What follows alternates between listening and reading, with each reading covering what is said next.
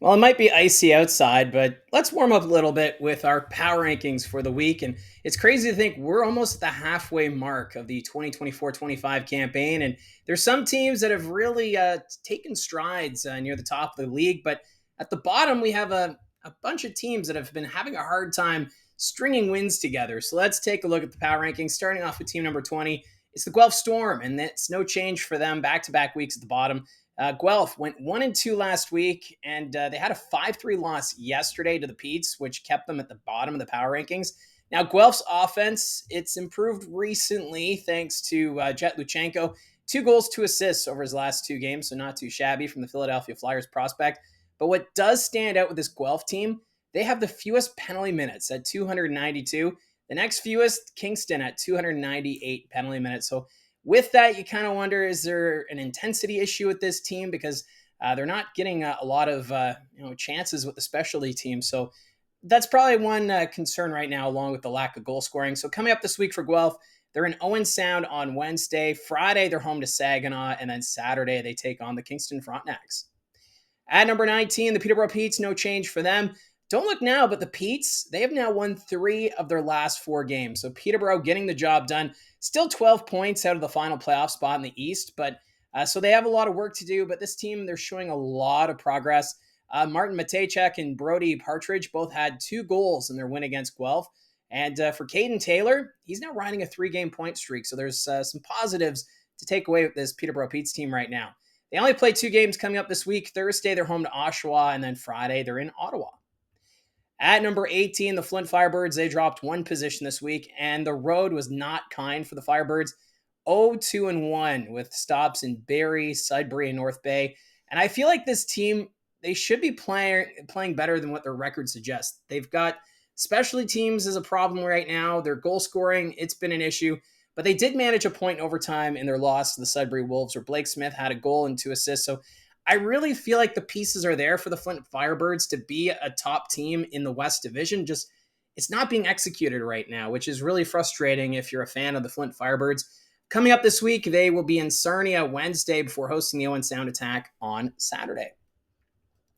At number 17, the Sarnia Sting. They're down just 1 position, but if you feel like the Sting should be 20th in the power rankings, you might have a case. This Sting team, it's been rough. They went 0-2-1 on the road trip through Eastern Ontario.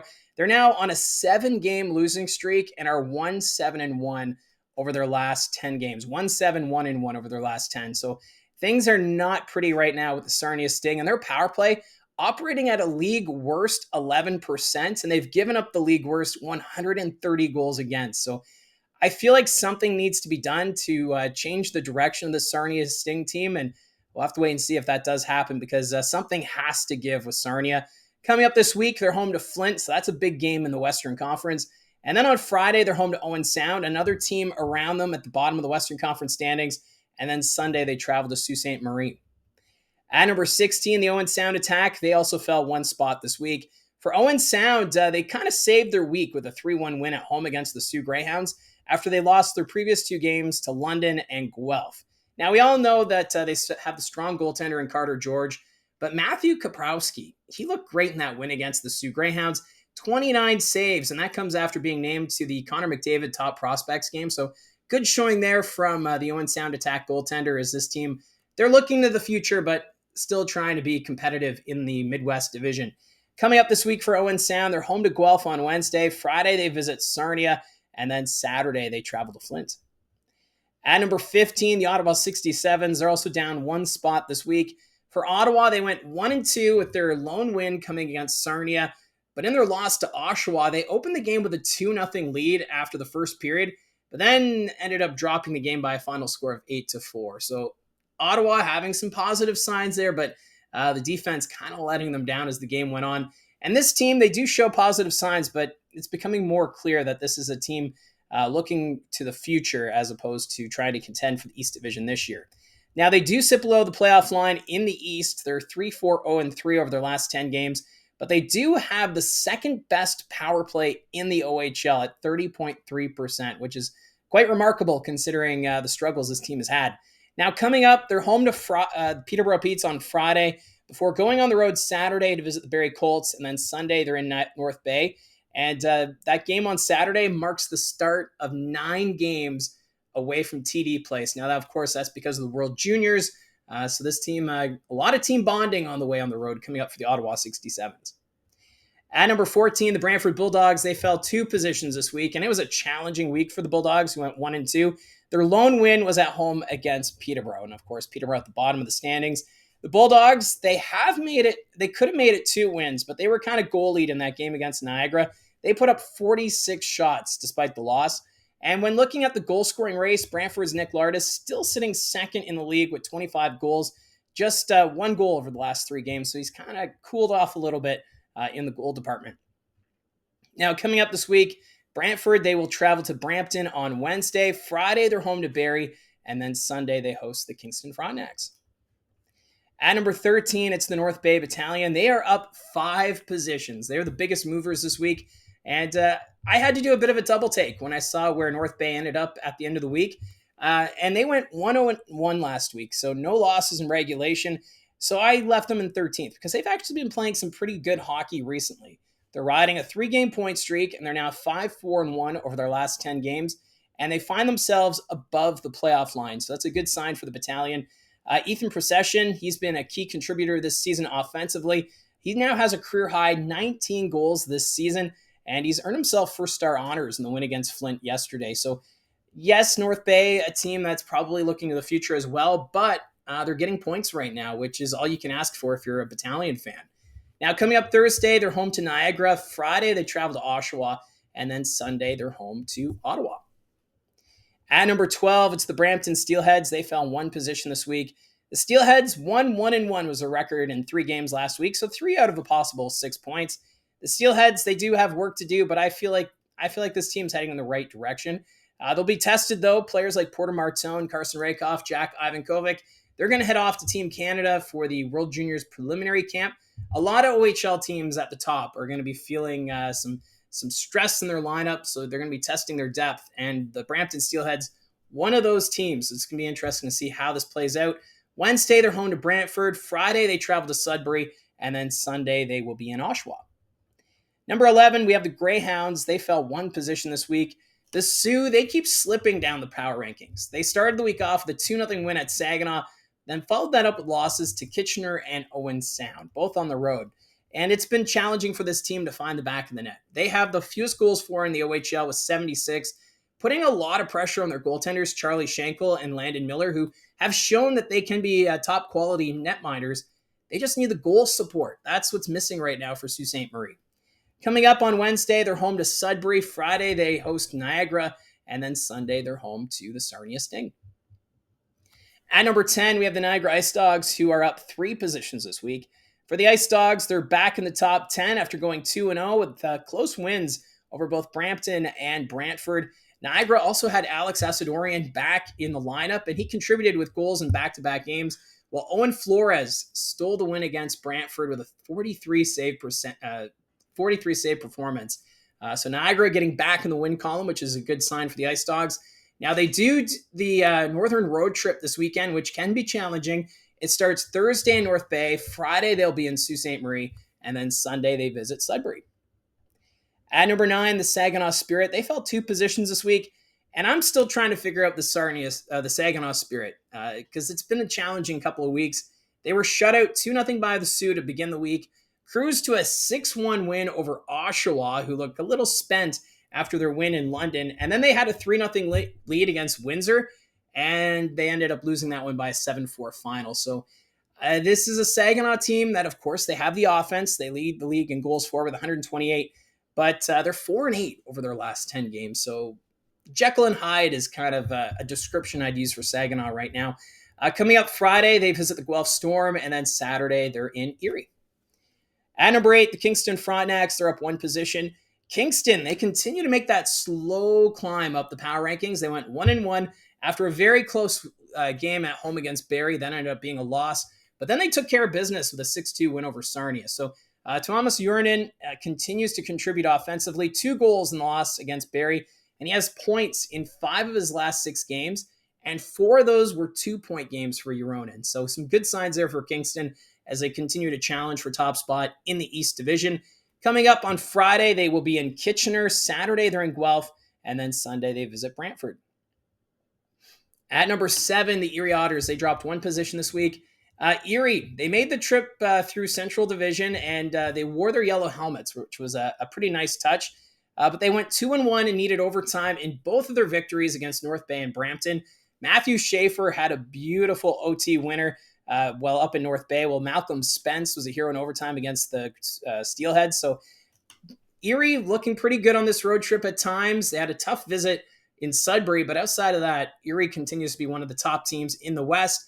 And on Thursday, they travel to Windsor. Saturday, they're home to Saginaw. At number 6, it's the Windsor Spitfires. They fell 2 positions this week. Now, I did a double take with Windsor because this has nothing against the Spitfires. They are a strong contender this year, but the top 7 or 8 teams right now in this power rankings are all looking very strong at this point in the regular season.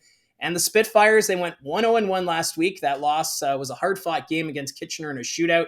And then they battled back to defeat Saginaw. So this is still a very good team.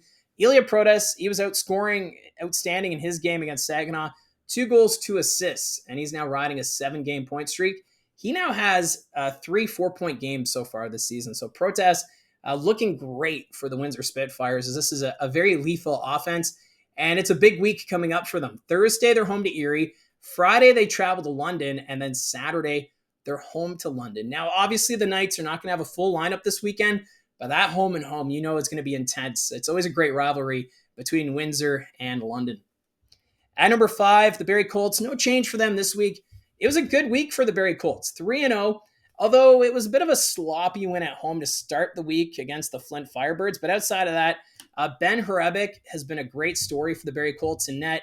Coming into the season, many thought maybe Barrie would look to add a backup goaltender to help support Sam Hillebrand, but they didn't have to go anywhere. Ben Horebic, he's now got an 8-1 record and a save percentage of .938. He has looked great, and he's getting the job done. So the Barrie Colts, they will miss a couple players for World Junior Camps. They get underway this weekend. So Cole Bodwin, Bo Akey, they're going to be off with Team Canada, and then Sam Hillebrand will be with Team USA. So the depth on the Barrie Colts, it's going to be tested over these next few weeks.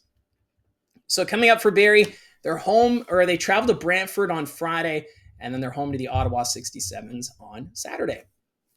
Number 4, we have the Sudbury Wolves, who are up 4 positions. Now, having the Wolves this high might surprise some, but let me explain here. Because Sudbury, 2-0 was their record last week, and that one win was pretty decisive over the Erie Otters, which, of course, a top team in the Western Conference.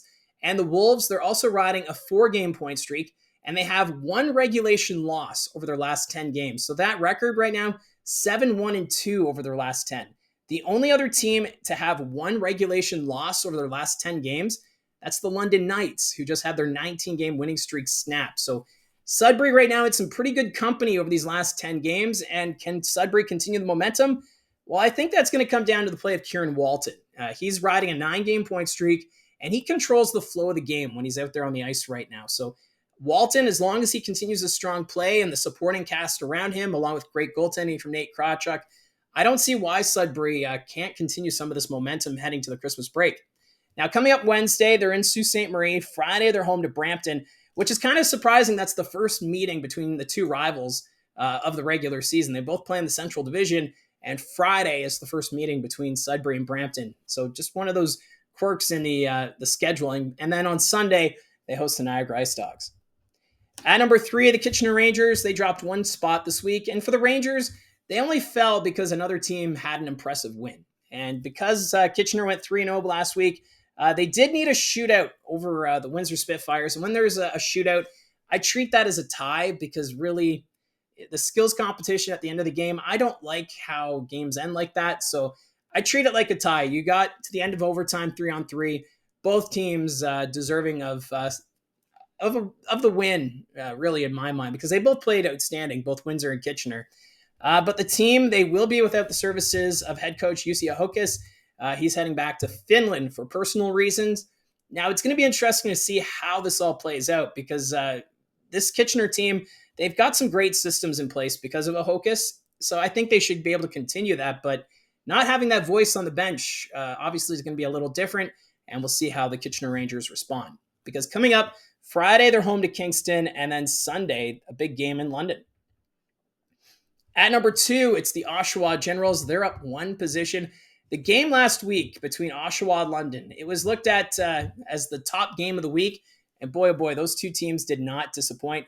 Beckett Seneca, outstanding goal with the win over the London Knights, and that snapped London's 19-game winning streak. Also to note, as of this morning, Beckett Seneca, he's been added to Team Canada's preliminary roster for the World Juniors. So congratulations to Seneca. And after that win, I was ready to have Oshawa as the number 1 team in the power rankings, but they seem to put everything in the game in London because in Saginaw, they ended up losing 6-1. Unfortunate way to end the week, but still a huge victory there on the road against the London Knights. I also need to mention Colby Barlow. He's rounded into form, 4 goals, 2 assists last week, now points in 7 of his last 8 games. So job well done there from Colby Barlow as well. So coming up this week for Oshawa, they will be in Peterborough Thursday. Friday, they're home to North Bay. And then on Sunday, they take on Brampton. So at number 1, no change from last week. It's the London Knights. And for a moment, I did have the Knights sitting second in the power rankings. That was after their loss to the Oshawa Generals.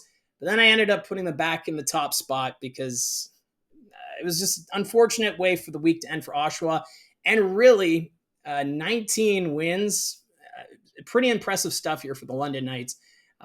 Easton Cowan also in that loss. He extended his regular season point streak to 56 games, passing Doug Gilmour. I know it's over 2 seasons, so it's an unofficial record, but still you have to recognize Easton Cowan for what he's able to accomplish. Now, the only thing with Cowan, he's been dealing with a nagging injury, and he actually left Friday's game early after a hit from Zachary Sandu. And because of that, he's still going to the Team Canada camp, but he's just not going to participate for precautionary reasons. So take note. And that's why Seneca has now been able to move in to take that spot to try out for Team Canada. So we'll keep an eye on Easton Cowan to see if he does, in fact, play for Team Canada at the World Juniors. But along with Cowan, you've got Sam Dickinson, Denver Barkey, and Oliver Bonk all out of the lineup for the World Juniors. That camp starts this weekend. So the depth, it's going to be tested, and what a week it is. It's a 3-3 to test the younger players. Friday, they're home to Windsor. Saturday, they're in Windsor. And then Sunday, they're home to the Kitchener Rangers. So very tough week ahead here for the London Knights. So that's the power rankings for this week. Let me know in the comments down below your thoughts on teams that are surprising you right now. And what are you looking forward to most as we head into this last couple of weeks before the Christmas break? So again, thank you very much for all your support. Don't forget to hit like and subscribe. Talk to you again soon.